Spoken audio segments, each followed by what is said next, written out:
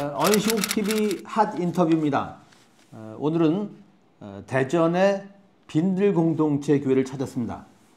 이 교회 남재영 목사님이 최근 전광훈 목사 소송 끝에 승소를 하셨는데요. 최근까지 이 교회 외벽에 전광훈 목사 사진에 머리에 뿔을 합성해서 이런 사진을 걸고 하여튼 전광훈 목사 비판을 지속적으로 하셨는데 이 현수막이 문제가 돼서 이제 소송전을 벌이신 것으로 알고 있습니다. 목사님 고맙습니다. 시간 내주셔서. 네, 반갑습니다. 예. 네.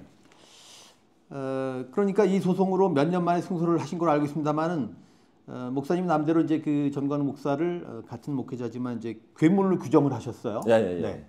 왜 괴물입니까? 전광훈 목사가 저는 그 사람은 기독교인 아니라고 봐요. 내용적으로. 물론 뭐 본인이 목사라고 하고 저는 목사라고도 생각하지도 않고 네. 어쩌면은 예를 들어서 지난번에 장이동에 재건축 네. 조합하고 주민들 사랑제일교회가 있는 그 교회가 재건축되면서 재건축 조합하고 소송이 붙었잖아요. 사실상 알박기 한 거 아닙니까? 예, 예. 그 당시 서울시에서 객관적으로 감정평가를 해서 82억을 주는 것이 정당하다라고 이렇게 이야기를 했는데 전광훈은 590 얼마인가 그 돈을 받아야 된다고. 그래 공사는 계속 이렇게 딜레이 되고 또 늦어지면 늦어질수록 주민들이 손해를 보거든요. 그래서 결국은 이제 500억을 주고 이럴테면은 보상금 500억을 주고 합의하는 거로. 그래서 그 일이 있고 막 언론에 많이 이제 보도됐죠. 네. 그때 전광훈이 했던 말이 승리했다라고요. 네. 근데 이게 재건축 조합에 이를테면은 보상 문제는 이게 그러니까 제로섬 게임 같은 거예요. 네. 전광훈이 보상금을 많이 가져가면은 상대적으로 주민들은 수익이 줄어들어요. 네. 주민들이 받을 보상액이. 그래 우리가 기독교의 정신으로 봐서 주민들의 진짜 피 같은 돈을 빼앗아서 예를 들어서 보상금을 500억씩 가져가면서 승리했다라고 하는 말을 하는 건 전혀 기독교적이지 않다고요. 네. 어떻게 됐든 교회가 세상의 빛과 소금이 돼야 되고 더 어려운 이웃들을 거기가 부자들이 사는 동네가 아니란 말이에요. 네. 어려운 이웃들을 섬기고 그지? 그들이 가지고 있는 걸 약탈하고 빼앗아 오는 게 아니라 교회가 자기를 개방하고 내주는 게 이게 기독교 정신인데 그 당시 전광훈에게 단적인 저는 예라고 봅니다. 그러게 지역사회하고 제로섬 게임을 벌린 거 아닙니까? 예, 예. 예. 더욱이 토지는 하나님의 것이다. 이런 사상도 있지 않습니까? 그렇죠. 뭐 네. 그런 사상이나 이런 부분들이 우리가 100% 그거를 그대로 토지개념 공개념의 개념으로 보상이나 이런 부분들을 우리가 다 하지는 못한다 하더라도 주민들의 것을 빼앗아 와서 500억을 받아 그 막대한 돈을 받아오면서 승리했다라고 하는 이 기본적인 이런 태도 하나만 봐도 저 사람 전혀 기독교적인 사람이 아니다라고 저는 그렇게 생각합니다. 예. 목사님이 이런 말씀을 하셨습니다. 보편적인 가치를 상실하면은 목회자도 이렇게 괴물이 된다. 이렇게 얘기를 하셨는데 기독교 나아가서 종교의 보편적 가치가 뭐라고 보십니까? 저는 우리가 하나님 말씀을 읽고 또 성경을 보고 그리고 살아간다라고 종교인 기독교 신앙인으로 살아간다라고 하는 것은 저는 타자를 새롭게 발견하는 거라고 생각해요. 우리 사회에서. 그래서 소외되고 아파하고 어려워하는 이웃들이 그게 개인주의적이고 이기적인 어떤 사고를 가지고 사람 누구든지 다 그렇게 개인적이고 이기적일 수가 있거든요. 그러나 신앙을 가지고 있었기 때문에 그 타인의 존엄성을 새롭게 발견하고 그리고 특히 기독교는 사랑이라고 하는 게 기독교가 가지고 있는 핵심 가치잖아요.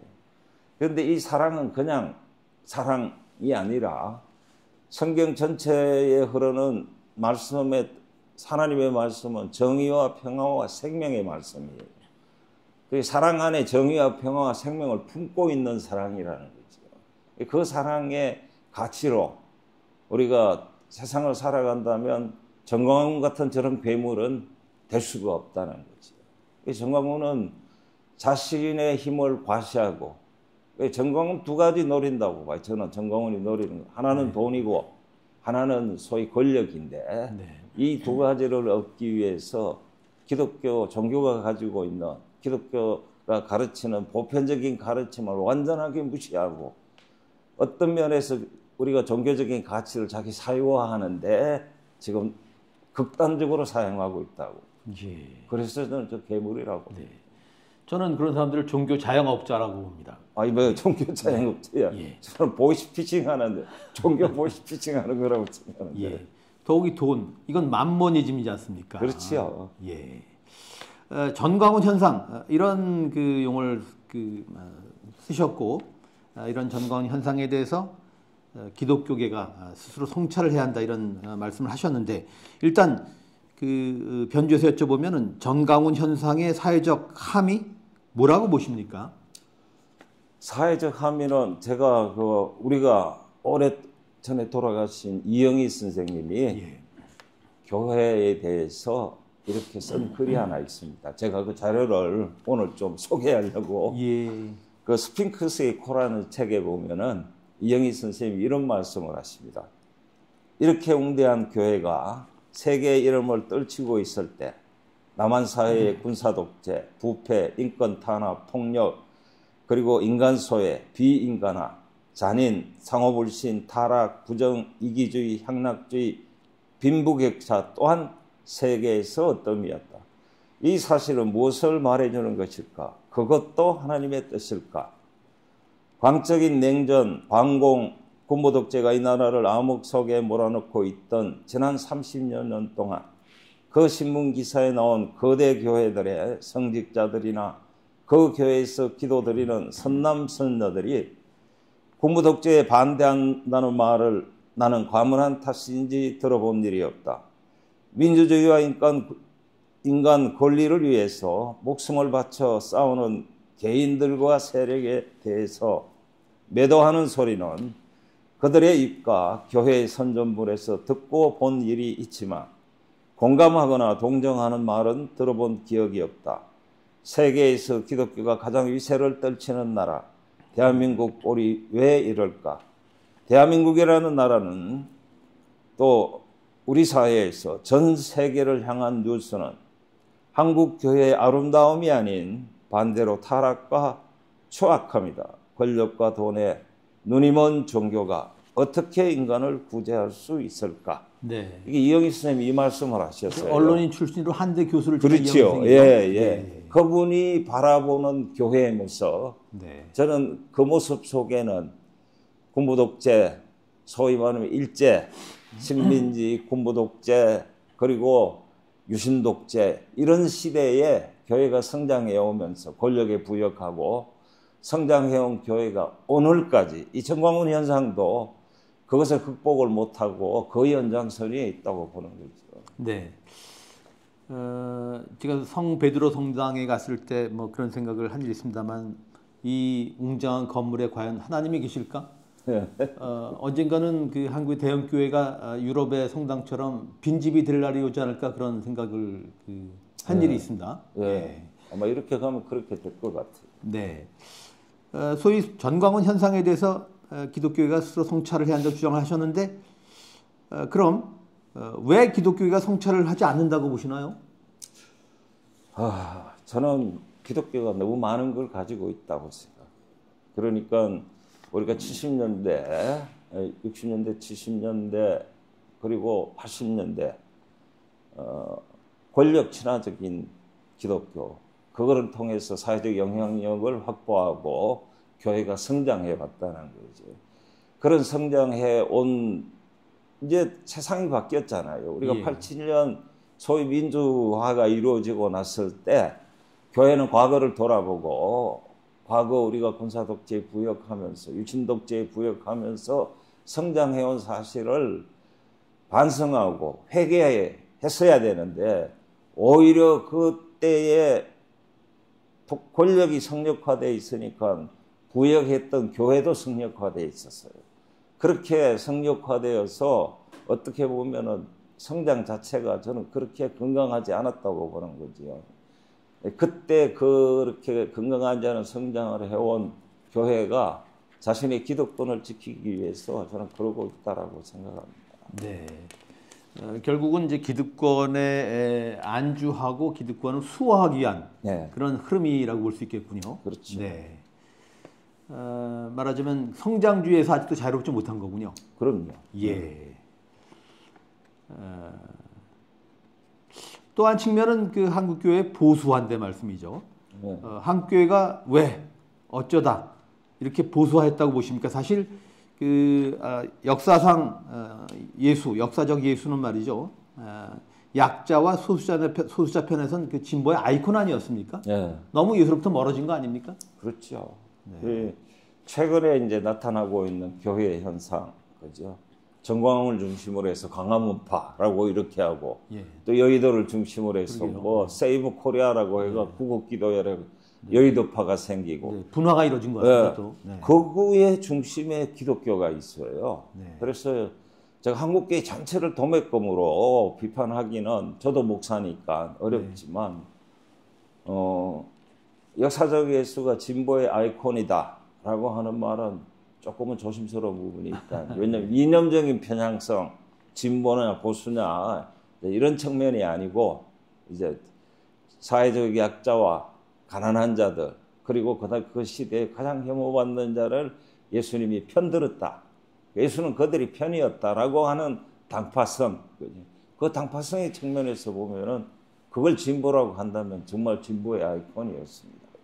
근데 진보의 반대쪽에서 예수님이 그렇으니까 그 반대쪽에서 사회적 약자들을 무시하고 가난한 자들을 예를 들었으면 혐오하고 뭐 이랬던 당대에도 그런 세력들이 있었거든요. 가진 자들. 그런데 그들이 보수적이다라고 이렇게 이야기했을 때 한국교회는 과연 보수적일까? 제가 이제 진보와 보수라고. 보수라고 하는 말이 가지는 건 어쩌면 성경 말씀으로 돌아가자.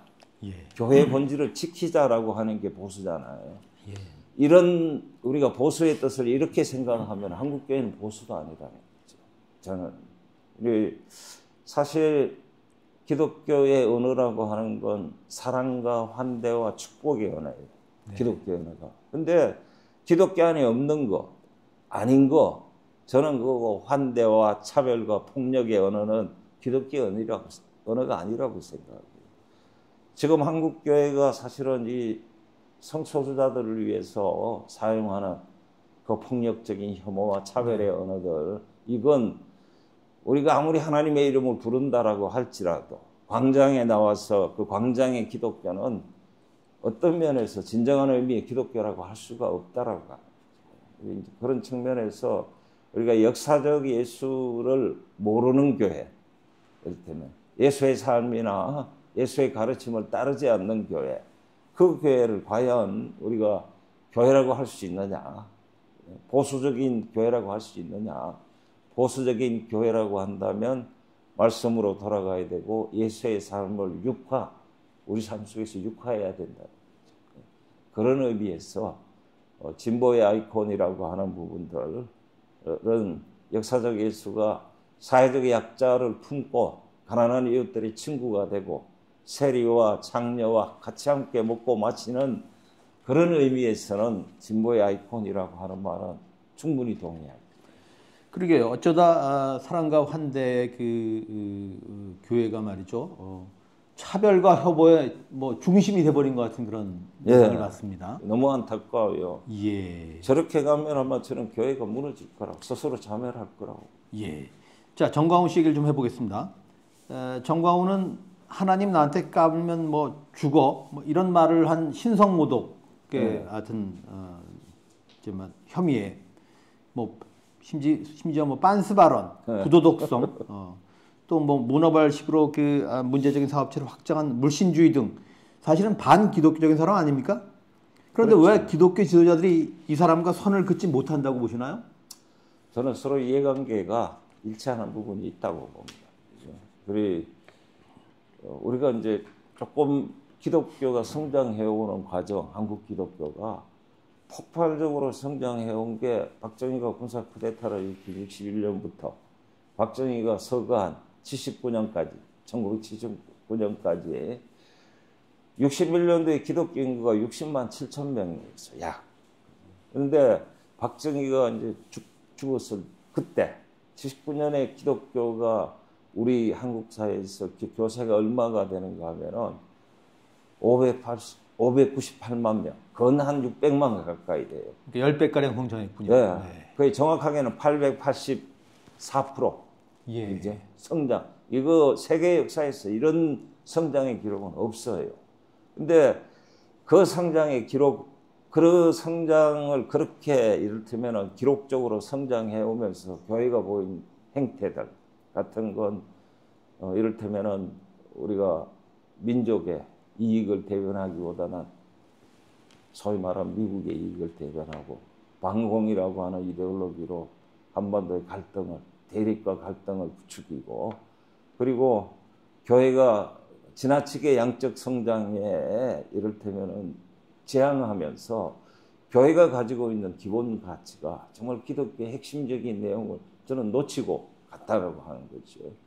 이렇게 해서 성장을 했었는데, 사실 군부 독재 시절에는 교회를 아무도 못 건드렸어요.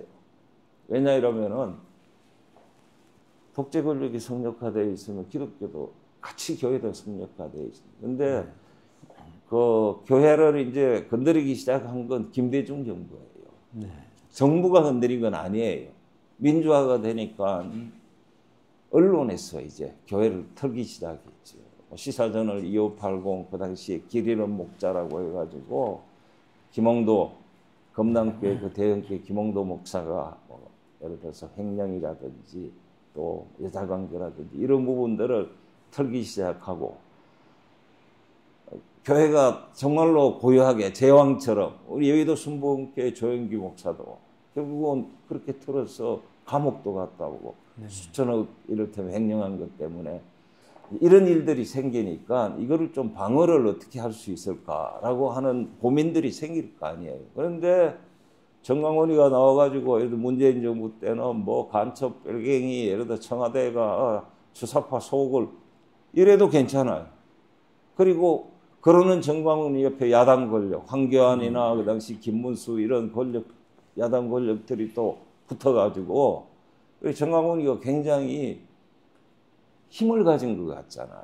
그래서 대형교회가 정광훈을 지원하고, 어쩌면은 대형교회가 가지고 있는 모순이나 어두운 면에 치어리더로 정광훈이 나와서 그걸 커버하는 좀 이런 형식으로 정광훈이 한국교회와 관계를 형성하고 있다고 봅니다. 좀 표현을 바꾸면 정광훈을 이용하고 있다, 이렇게도 볼 수 있겠네요. 활용한다라고 하죠. 그래서 한겨레 신문에 그 종교 전문 기자 조은현이라고 하는 분이 있지 않습니까? 예.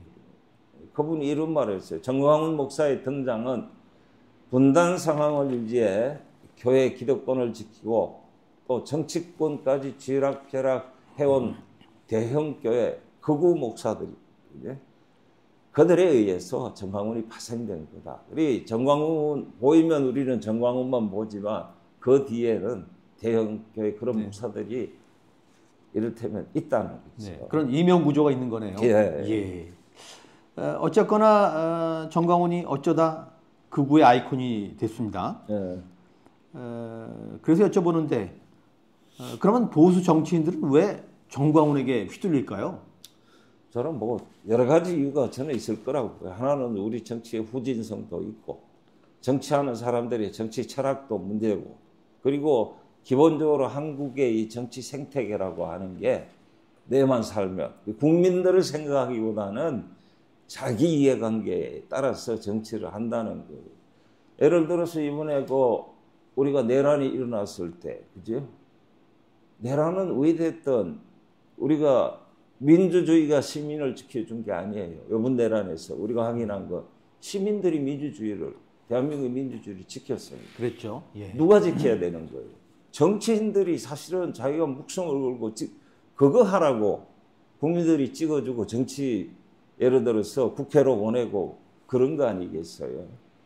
그런데 이 사람들의 행태가 어떠냐는 거예요. 내란 그 쿠데타, 소위 친위 쿠데타를 옹호하고 의됐던 그 치데타 세력들을 지금 앞장서 가지고 윤석열 대통령을 이를테면은 뭐 거들어주고 이러고 있는데 이 세력들이 정광훈이 힘이 있다라고 생각하는 거예요. 그래 국민의 뜻이 뭔지를 헤아리면 정광훈이 가지 않지요. 그런데 내가 어떻게 보신할 거냐, 살아남을 거냐라고 하니까 힘 있는 정광훈 쪽에 붙어가지고 기웃거리는데, 그럼 국민을 버리고 정광훈에게 기대는 정치인들, 저는 뭐 구체적으로 국민의힘 아니에요. 예. 국민이 사실은 물고기고 정치인은 아니 국민은 물이고 정치인은 물고기예요. 네. 그렇잖아요. 물을 떠나서 어떻게 해요? 민주주의를 지킨 시민을 거슬러가는 국회의원들은 저거는 국민에 의해서 퇴출당할 거라고 저는 그렇게 생각합니다. 네. 정광훈이 힘이 없었으면, 그리고 정광훈이 광장 아스팔트 구구들에게 이 정치인들이 알게 모르게 내란을 옹호하면서 광장을 결집하고 광장을 지원해 왔던 거 아니에요. 예. 뭐 이런 행태들이 그런 아마 이번 내란 국면에서 여실히 이렇게 드러났고 네. 국민들이 용서 안 할 거라고 생각합니다. 예. 그러게요. 윤상은 의원 같은 정치인은 정광훈 집회에 가서 거의 90도 인사를 하지 않습니까? 예. 예. 뭐 거기에만 가는 게 아니더라고요. 이게 예. 정광훈하고 둘이 나눠져 있는데 여의도하고 광화문 나눠져 있는데 예. 양쪽을 왔다 갔다 힘 있는 쪽은 어디든지 가서 네. 윤상현이도 그 민주당 아니 저 국민의힘 국회의원들이 양쪽에 왔다 갔다 하면서 힘이 있다라고 하는데 자기 소속감을 거기 참여하면서 발언하면서 그렇게 네. 드러내는 거죠. 저희가 언론단체로서 소위 권한유착을 비판합니다마는 말씀 들어보면 교회가 권력과 유착하는 문제도 이게 심각한 것 같습니다. 네. 권교유착이라고 할까요? 네. 그러면 이 권교유착을 통해서 교회가 얻는 보상은 뭔가요? 그 권한유착이 있으면 어떤 일이 있는지 우리가 단적으로 80년대 전두환을 보면은요. 전두환이 5.18 그러니까 쿠데타를 일으켜서 5.18 광주 시민들을 학살하잖아요. 네. 그리고 나서 한 3개월도 안 돼서 약 3개월쯤 돼서 전두환이 그 예편을 해요. 국보위 상임위원장을 내려놓고 자기가 별 2개 때 쿠데타를 일으켰는데 별 4개를 달고 이제 예편을 하는데 그때 교회가 8월 6일 날 전두환을 위한 조창기도회를 열어줍니다.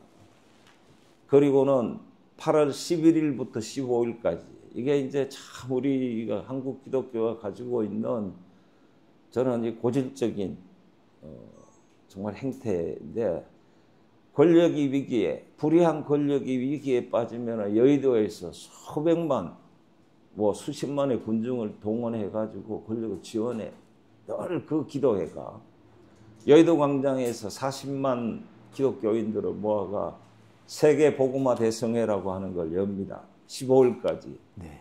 그럼 15일 그걸 마치면 16일에 체계화를 사퇴시켜요. 그리고 21일 날에 정군 지휘관이 모여가지고 전두환을 대통령으로 추대합니다. 그리고는 29일 날 장충동에서 투표를 해가 대통령 당선을 시키지. 레드카펫을 깔아줬다는 거지. 전두환에게. 그건 기독교가 그렇게 뼈아프게 저는 이거를 반성해야 된다고 생각합니다. 왜 그럴까? 결국은 권력 유착을 통해서 대형교회로 성장하고 그리고 대형교회로 성장한 자기 기득권을 지키기 위해서 여전히 또 그 불의한 권력을 지원하고 이런 것 때문에 지금도 그 문제가 아직은 우리 안에서 이런 권교 유착 관계가 해결되지 않고 또 이제는 좀 시대가 달라졌잖아요. 예. 그러니까 교회가 가지고 있는 그 불안감, 자기를 지켜줄 울타리가 지금은 없어요. 네. 그 불안감 때문에 오히려 정광훈 현상이나 이런 것들이 더 강화되고 있다고 생각합니다. 네. 그러니까 교회가 권력자와 거래를 했던 거군요. 그렇죠. 네. 뭐 거래를 했다기보다 일방적으로 권력을 돕고 네. 예, 그래서 권력과 사회에서 객관적으로 보기에 권력과 유착관계로 해서 권력을 적극적으로 부역하니까 예. 권력은 뭔가 이를테면 줬을 거 아니에요. 사회적 영향력을 행사할 수 있는. 반대급부를 지고 하거든요. 예. 그래서 보니까 교회가 굉장히 영향력이 있는 집단이고 이제 이렇게 사람들이 생각되니까 많은 사람이 또 교회를 이를테면은 전도의 효과가 있었다는 거예요. 그래서 대형 교회로 성장하게 된 거죠. 네. 이건 번외 질문입니다만 전광훈을 역사상의 인물하고 한번 비견해 본다면 누구에 비견할 수 있겠습니까? 역사적인 인물이요. 네. 글쎄요. 저는 뭐 전무후무한 인간이라 가지고 네. 자신의 이익을 사리사욕을 위해서는 무슨 짓이든지 할 사람이라서 나라도 팔아먹을 사람 같아요. 예. 완전 이한용 같은 인물하고 비교할 수 있지 않을까 싶습니다. 네. 그렇다면 기독교계가 혹은 교회가 이 시대에 제시해야 할 시대 정신이 뭐라고 보십니까? 그래 이제 오늘 교회가 보이는 현상, 보수의 구심점이 지금 정광훈 하나로 있다. 이 두 개가 이제 극우 세력의 거구 광장의 구심력이 되고 있는 교회가 뭔 시대 정신을 이야기할 수 있겠냐? 저는 솔직하게 그런 생각은 들어요. 드는데 우리가 성경의 말씀으로 복음서에 보면은 예수님이 그런 말 하지요. 네 마음과 목숨과 뜻과 힘을 다해 하나님을 사랑하고 그리고 내 이웃을 내 몸과 같이 사랑하라 라고. 이 하나님 사랑과 이웃 사랑은 기독교의 사실은 보편적인 가치이죠.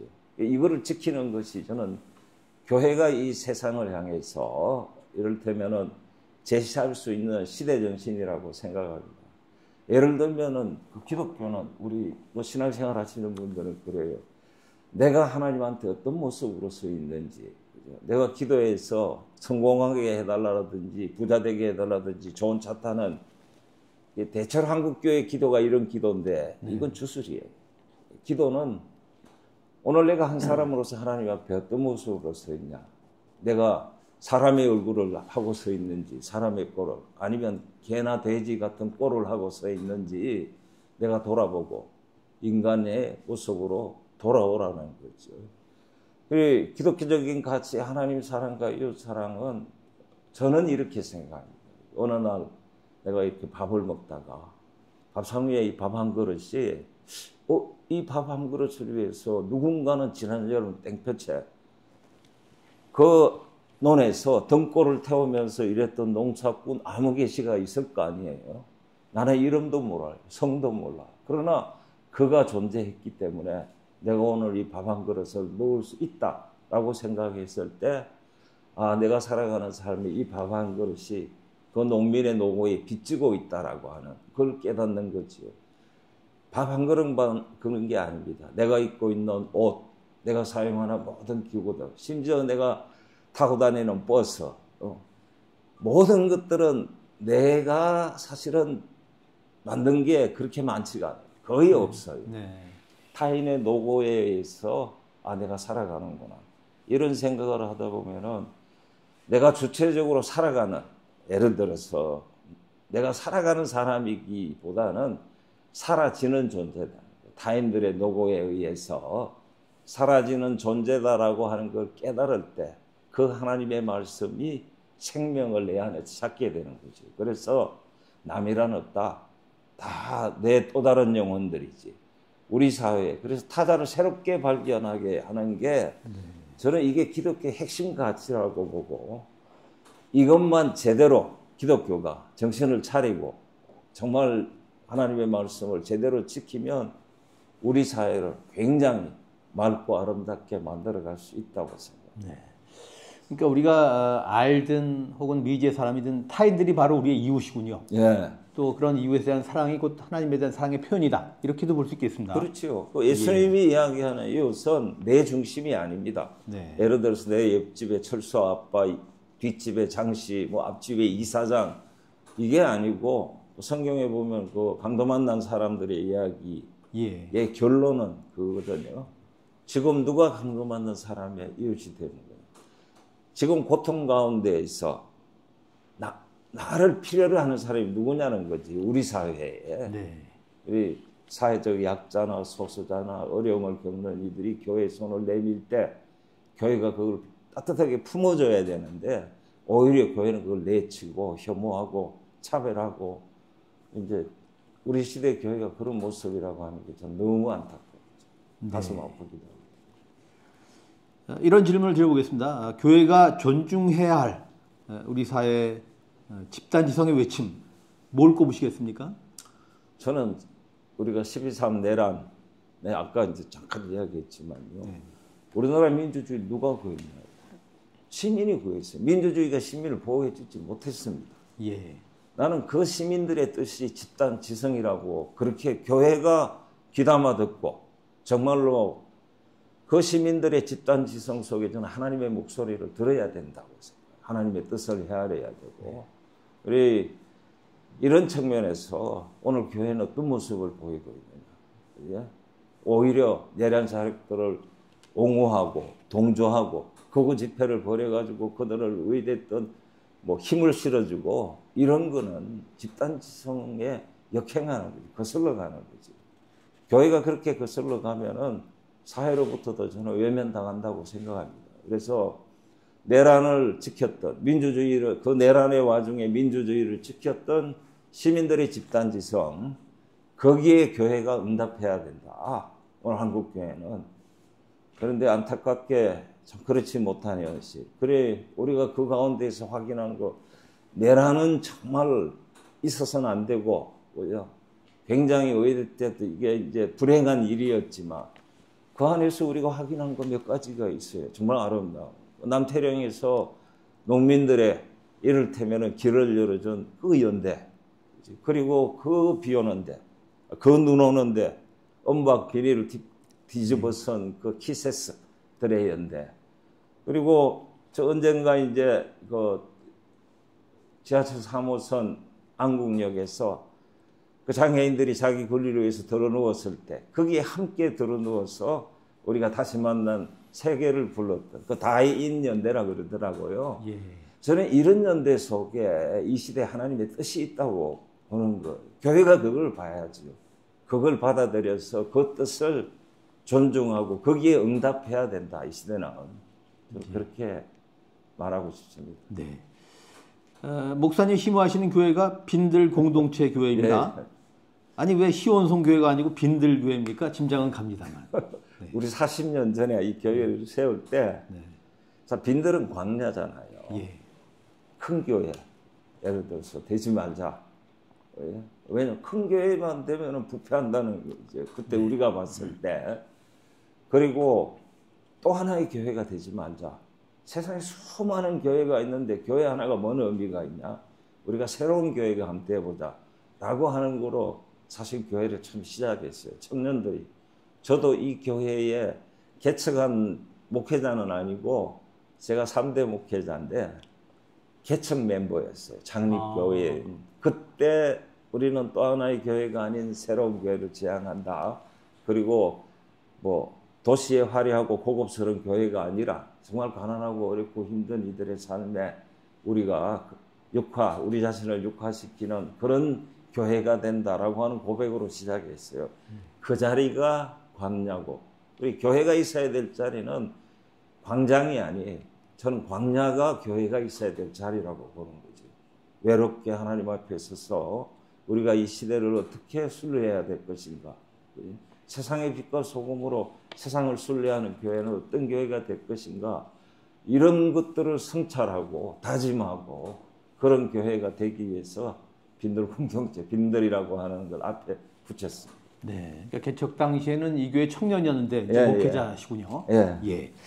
목사님 말씀 들어보면 전광훈은 사이비 목사도 아니고 가짜 목사군요. 그렇죠. 저는 기독교인이라고 할 수 없는 거다는 거예요. 저는. 그래 전광훈을 목사라고 기독교인으로 보지 말아야 된다.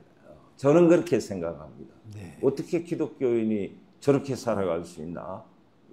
물론 기독교인이 기존 함량 미달일 수는 있지만 저건 아예 기독교하고는 다른 가르침을 하는 거지. 그래 뭐 아까 뭐 누가 이야기하듯이 저는 기독교라고 이야기를 하면은 보이스피싱이다 저거는. 네.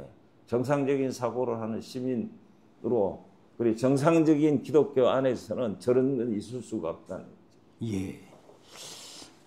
준비한 마지막 질문입니다. 제가 알기로는 그 지난해 퀴어 문화 축제에 참석하셔서 네. 성소수자를 축복했다는 이유로 소속 감리교단으로부터 가장 무거운 징계인 출교를 당하셨죠? 네. 예. 법원에 그래서 징계 무효 및 가처분 신청 소송을 제기하셨습니까? 예, 지금 이제 그 출교 무효 소송을 내놓고 네. 지난 2월 5일 날 이제 같이 그 출교 효력 정지 가처분을 같이 냈어요. 지난 2월 5일 날 1차 신문을 했습니다. 그때 판사가 28일까지 서로 이렇게 보충할 자료들을 내고 그러면은 3월 달쯤에서 결론을 내겠다고 그렇게 해서 지금 상태는 그런 상태예요. 네. 그리고 뭐 우리 교회에서는 제가 이제 담임 목사를 더 이상 이미 행정 조치라고 하는 게 감리교회는 그런 출교가 당하면 행정 조치를 해요. 그래서 이제 담임 목사 대신에 저는 출교돼서 담임 목사 자격을 상실해 버렸고. 그렇군요. 그러면 네. 교회에 직무대행을 담임 목사 직무대행을 세웁니다. 감리사가 와서. 예. 그래서 그거를 지난번 1월 23일 날 했습니다. 그렇군요. 했어요. 네. 이제 공식적으로는 이 교회는 담임 목사 직무대행이 예를 들어서 이 교회를 대표하고 저는 뭐 이제 지금으로서는 아무것도 교회에 할 수 없는 그런 상황입니다. 네. 이런 질문을 드려보겠습니다. 예수님이 이 땅에 다시 오신다면 성소수자를 어떻게 대할 거로 보십니까? 예수님께서 우리가 상식적인 질문을 또 저도 한번 해봅시다. 우리가 성소수자들을 영혼을 가진 사람으로 볼 거냐 아니면 영혼 없는 존재로 봐야 될 거냐. 100% 성소수자도 영혼을 가지고 있는 사람이에요. 예수님께서 당연히 그 영혼을 품어주시고 그 영혼의 상처를 쓰다듬어 주시고 그렇게 하셨겠지요. 그리고 하나님의 은혜에 도달할 수 있도록 그렇게 인도하셨겠지요. 그런 이야기를 그거는 우리 사회가 상식을 가지고 있으면은 그렇게 해야 된다는 거죠. 거룩한 방파제라고 하면서 또 개신교만큼 동성애를 극악하게 이를테면 폭력적으로 차별하고 혐오하는 데가 없다는 거지요. 그런 측면에서 우리가 예수님을 따르는 기독교인들 보면 너무 안타깝다 생각합니다. 네. 말씀 들어보면은 참 한국 교회가 예수로부터 너무 멀어졌다 그런 그렇죠. 생각이 듭니다. 예. 저는 뭐 성소수자로 인해서 제가 이렇게 출교를 당했지만 저는 목회적인 관심이었어요. 그들도 하나님의 은혜에 도달해야 된다라고 하는 거. 그런데 그게 동성애를 찬성하는 거라고 해서 저를 출교를 시켰는데 100번이라도 저는 동성애자들이 하나님의 은혜에 도달해야 되고 그들이 영혼을 가진 존재이기 때문에 교회가 그들을 환대하고 축복해야 된다라고 저는 그렇게 믿고 있죠. 예. 언시국TV 핫 인터뷰 오늘은 정광훈 목사를 비판하고 전광훈 현상을 분석해 오신 대전 빈들공동체교회 남재영 목사님을 만났습니다. 목사님 고맙습니다. 네, 반갑습니다. 네, 고맙습니다. 네.